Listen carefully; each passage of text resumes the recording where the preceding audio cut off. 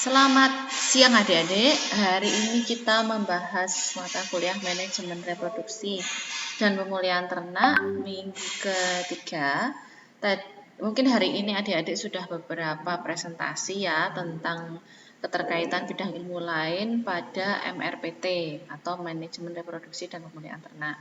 Nah, untuk yang minggu ini kebetulan kita memang fokus ke fisiologi. Jadi aspek ilmu fisiologi terhadap MRPT dan terkhusus pengaruh nutrisi terhadap fisiologis.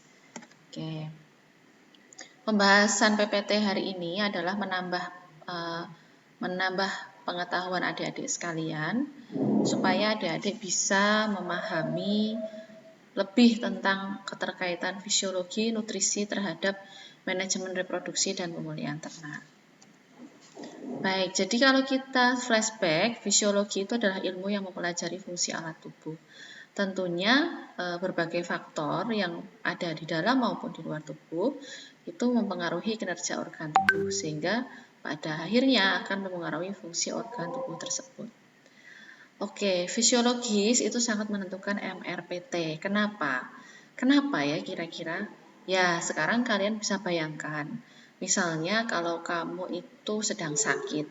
Tentunya kalau kamu sedang sakit, nafsu ingin makan itu juga berkurang.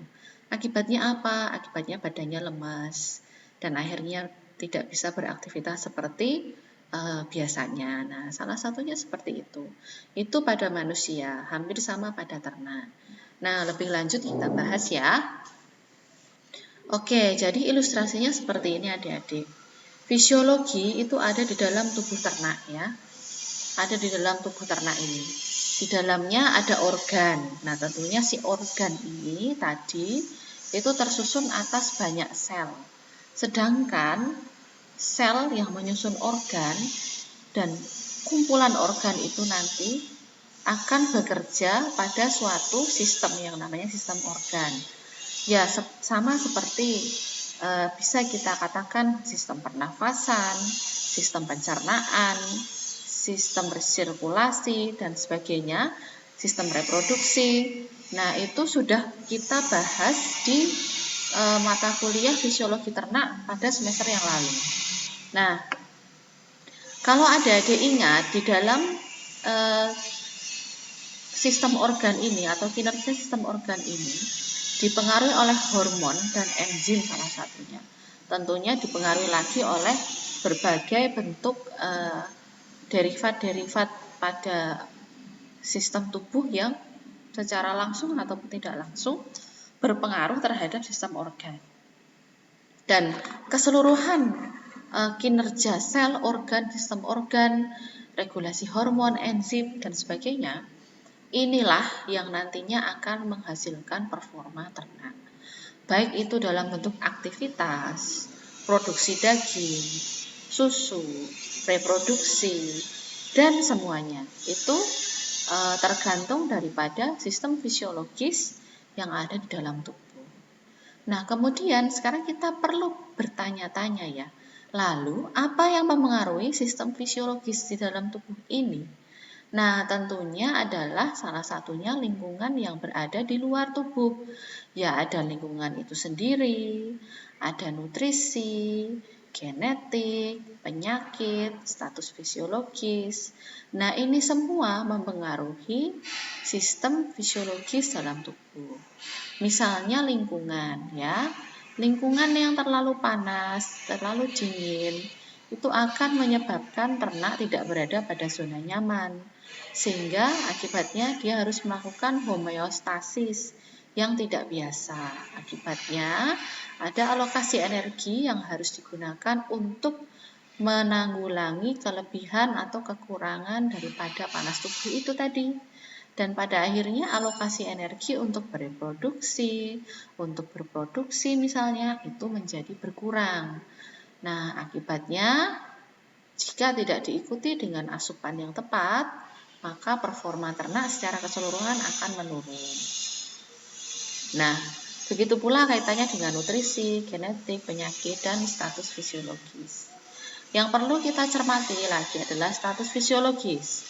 pada saat ternak itu tumbuh, pada saat ternak itu pubertas, pada saat ternak itu berproduksi, kemudian dia akhir, tentunya memiliki kebutuhan nutrien yang berbeda. Kenapa? Karena sistem fisiologinya juga berbeda.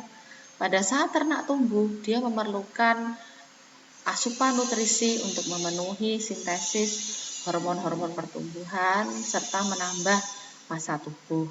Tetapi pada saat dia masuk ke masa reproduksi, nutrien tadi akan dialihkan menjadi ke kebutuhan nutrien untuk mensintesis hormon-hormon reproduksi dan mempersiapkan organ reproduksi, misalnya seperti itu. Ya, dan keseluruhannya ini tentunya juga dipengaruhi oleh genetik, di mana genetik ini adalah faktor yang dibawa oleh ternak, yang dimana jika kita melakukan manipulasi terhadap lingkungan luar, itu faktor pembatasnya adalah genetik. Mungkin ternak satu dengan yang lain tidak bisa memberikan hasil sama persis. Kenapa? Karena genetik ada di dalamnya untuk membatasi. Nah, oleh karena itu, di mata kuliah ini kalian perlu belajar bagaimana mengelola itu semua sehingga bisa menghasilkan performa ternak yang efektif dan efisien. Oke, kemudian ini ada tugas ya. Kalian perlu mendiskusikan paper ini ya.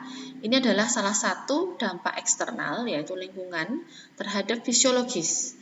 Nah, dampak lingkungannya adalah ceraman panas. Silahkan dipelajari ya, boleh kalian berdiskusi kelompok dan sebagainya untuk membahas ini. Kemudian kalian buat seperti ringkasan ya, dalam bentuk PDF dikerjakan secara individu. Tolong ringkasan ini dikerjakan secara individu, bukan copy paste dari internet. Karena copy paste akan saya cek by system, sehingga kalau kalian copy paste itu akan terlihat kalian copy paste di mana, sumbernya apa.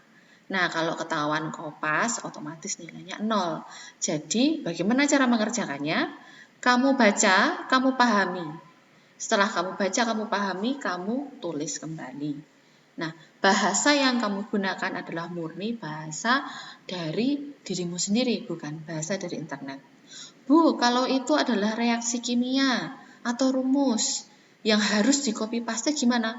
Nggak apa-apa, karena sistem yang saya gunakan akan mendeteksi copy paste yang bukan seperti itu. Copy paste yang rumus itu tidak masuk copy paste, karena itu memang harus di copy paste. Tapi copy paste uraian pengertian yang kamu kopas dari internet sama persis, itu yang tidak boleh. Cukup jelas ya tugasnya. Nah, kemudian sekarang kita masuk ke nutrisi. Kalau kita berbicara tentang peternakan atau budidaya ternak, atau budidaya tanaman, atau budidaya apapun itu, pembudidayaan tidak akan lepas daripada yang namanya nutrisi. Nutrisi diperoleh dari mana? Dari pakan. Kalau manusia dari mana? Dari pangan. Nah, pakan ini memang memegang kebutuhan atau proporsi yang paling besar dibandingkan dengan biaya produksi yang lain pada bidang budidaya ternak. Oleh karena itu, kita memang harus memperhatikan aspek nutrisi ini. Aspek nutrisi ini diperoleh dari pakan, yaitu adalah input barang yang kita masukkan ke dalam ternak. Nah, nutrisi ini akan diproses dalam tubuh ternak, dari kegiatan organ sampai kegiatan seluler. Dan sebetulnya intinya, nutrisi ini adalah memenuhi kebutuhan seluler. Sehingga si sel bisa membelah, bisa bermetabolisme, menghasilkan produk, baik itu enzim, hormon, pada akhirnya bisa mensintesis daging, susu, reproduksi, dan sebagainya ya. Sehingga nutrisi ini merupakan input, prosesnya adalah yang terjadi dalam tubuh ternak, dan outputnya yang kita harapkan adalah performa ternak yang maksimal. Nah, kenapa kita belajar MRPT tapi perlu belajar nutrisi lagi? Ya perlu, karena seperti yang tadi saya sampaikan di awal, seluruh kondisi fisiologis pada ternak itu bisa dilaksanakan atau bisa dijalani dengan baik jika kebutuhan nutrisinya sudah terpenuhi ya. Karena kebutuhan nutrisi setiap fase itu berbeda. Dari pertumbuhan, pubertas, produksi. bunting, beranak, laktasi, atau jika ayam petelur bertelur, kemudian afkir atau akhir produksi. Jika kamu memberikan nutrien sama dari fase pertumbuhan sampai akhir, ada dua kemungkinan. Satu, bisa jadi nutrisi yang kamu berikan itu berlebih sehingga tidak efisien. Dua, bisa jadi nutrisi yang kamu berikan itu kurang sehingga performa ternak atau produksi ternak tidak maksimal. Kaitannya dengan MRPT apa? Bisa jadi dia reproduksinya terlambat, estrusnya terlambat, beranaknya terlambat. Akhirnya kamu rugi pakan, rugi biaya produksi. Estrusnya terlambat, beranaknya terlambat. Setelah beranak, mau beranak lagi nggak bisa karena kurang nutrien. Akhirnya apa? Rugi lagi. Nah, seperti itu. Lalu, misalnya pada ternak afkir, kamu berikan nutrisi sama dengan ternak bunting. Dia tidak menghasilkan apa-apa karena ternak afkir ya hanya akan dipotong. Tidak kita tunggu anakan lagi. Nah, kamu berarti sudah memboroskan biaya produksi. Maka dari itu kita perlu belajar kebutuhan nutrisi pada kondisi fisiologis ternak. Ini contoh ya, pada ternak bunting. Ini ada kasus. Kebutuhan mineral salah satunya magnesium itu adalah penting selama masa kebuntingan hingga kelahiran. Kita tahu bahwa saat ternak bunting ada terjadi sintesis organ daripada janin, yang mana salah satunya adalah tulang. Tulang ini harus kuat ya pada anakan. Karena apa? Karena merupakan modal pada saat dia lahir, berkembang, dia butuh tulang yang kokoh untuk bisa tumbuh menjadi ternak yang sehat. Nah, kebutuhan sintesis tulang pada janin ini diambil dari indukan. Nah, indukan ini pada saat dia mensintesis tulang, dia membutuhkan beberapa mineral, kalsium, fosfor, dan magnesium. Nah, salah satunya juga magnesium ini digunakan dalam sintesis eritrosit, sehingga pada saat terjadi pertukaran nutrisi dari induk ke ternak ke janin, nah peran eritrosit ini sangat besar, sehingga sintesis eritrosit itu besar-besaran pada ternak bunting. Maka kebutuhan magnesiumnya juga tinggi.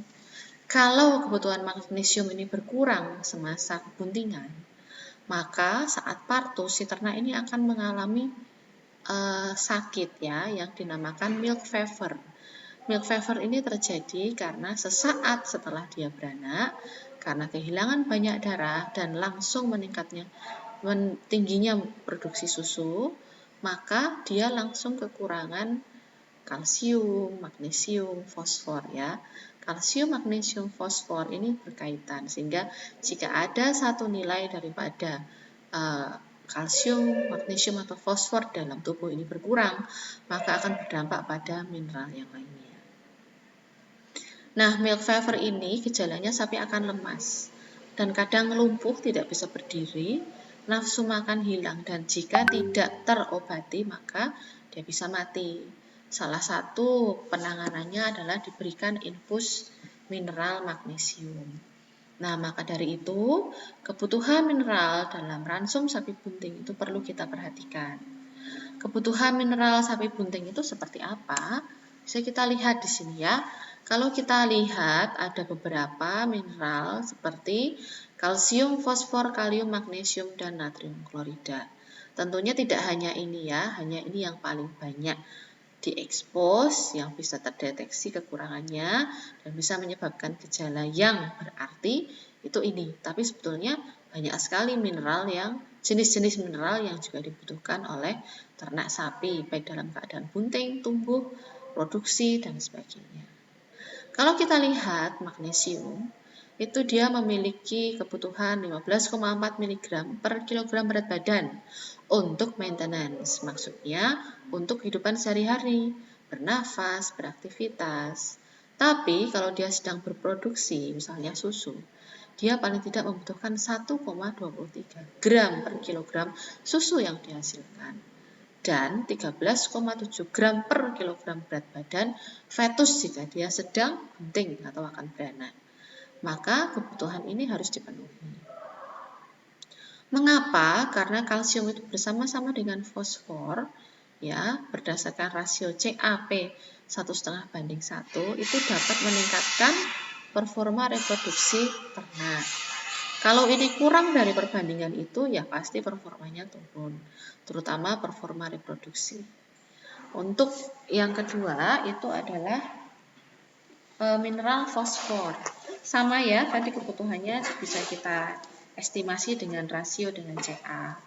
Adalah salah satu komponen penyusun tulang yang seperti saya ceritakan tadi untuk sintesis tulang pada janin. Dan dalam bentuk fosfolipid dia mempengaruhi permeabilitas sel. Kemudian merupakan materi dari genetik ya, fosfor. Materi genetik yang ada dari fosfor. Kemudian merupakan komponen penyusun myelin yang digunakan pada saat kontraksi otot. Kalium. Nah, kalium dalam bobot sapi 75-500 kg kira-kira membutuhkan 2,01 sampai 2,37 gram kalium per kilogram berat badan. Fungsinya untuk apa? Untuk regulasi tekanan osmotik, keseimbangan asam basa, impuls saraf, kontraksi otot, dan fungsi membran. Magnesium, seterusnya, natrium klorida, seterusnya. Nah, jadi salah satu kita lihat dari mineral ya, ini jelas bahwa kebutuhan nutrisi, terutama mineral ya, dalam hal ini kita bicara mineral, itu sangat mempengaruhi fisiologis tubuh sapi. Seperti apa mempengaruhinya? Sudah dijelaskan pada fungsi mineral masing-masing. Berapa kebutuhannya? Sudah ada pada tabel jumlah. Apa jenis mineralnya? Sudah ada juga. Nah, seperti ini nanti ya, tolong diidentifikasi dalam tugas. Jadi ini tugas kedua, silahkan kamu buat kelompok. Kemudian setiap kelompok pilih satu komoditas ternak. Tolong setiap kelompok jangan sama ternaknya. Misalnya yang satu sapi potong, sapi perah boleh. Tapi kalau satu sapi potong nggak boleh ya. Jadi silahkan buatnya kira-kira nggak usah banyak-banyak lah. 5-6 kelompok dalam satu kelas. Sapi potong, sapi perah, ayam potong, ayam petelur, mungkin satu lagi ternak non ruminansia, bisa babi atau kuda dan seperti itu. Kalau setiap kelompok sudah memiliki ternaknya, komoditas ternaknya, tentukan siklus pertumbuhan, produksi dan akhirnya. Tentukan siklus fisiologisnya. Pertumbuhan setelah pertumbuhan apakah pubertas, apakah produksi, apakah bertelur, apakah beranak, apakah bunting, apakah laktasi, kemudian akhir. Setelah kalian menentukan siklusnya, per siklus ini kamu identifikasi berapa kebutuhan nutriennya hingga akhir. Contoh, pertumbuhan. Nah, di pertumbuhan, masa pertumbuhan misalnya. Ayam potong misalnya, masa pertumbuhan, grower kan ya, berarti dia punya kebutuhan nutrien berapa. Kebutuhan nutrien apa saja yang perlu kalian identifikasi? Yang pertama, kebutuhan energi, protein, lemak, vitamin, dan mineral. Jadi misalnya ayam potong, masa grower, kebutuhan energi berapa, protein berapa, lemak berapa, vitamin berapa, mineral berapa. Buatlah dalam tabel seperti contoh sebelumnya. Nah, kalau sudah, tabel ini kamu kemas dalam bentuk makalah dan dikumpulkan dalam bentuk PDF di Elita. Tolong setiap referensi yang kamu gunakan dicantumkan dalam daftar pustaka. Misalnya, kebutuhan energi sapi potong masa pertumbuhan menurut siapa, tahun berapa, itu harus ada di daftar pustaka ya. Dan menurut siapa, tahun berapa, itu juga nanti kamu cantumkan di tabel. Oke, tolong sumber referensi yang kamu pakai adalah sumber referensi berupa artikel ilmiah. Apa saja artikel ilmiah?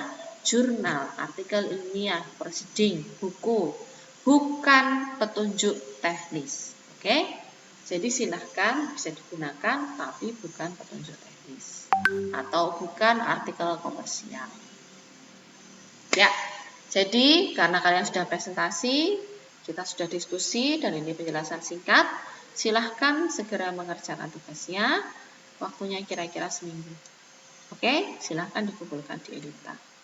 Ya, sekian penjelasan dari saya. Terima kasih atas partisipasinya. Kita ketemu lagi minggu depan. Jangan lupa kerjakan tugasnya ya. Selamat melanjutkan aktivitas dan tetap sehat selalu. Terima kasih.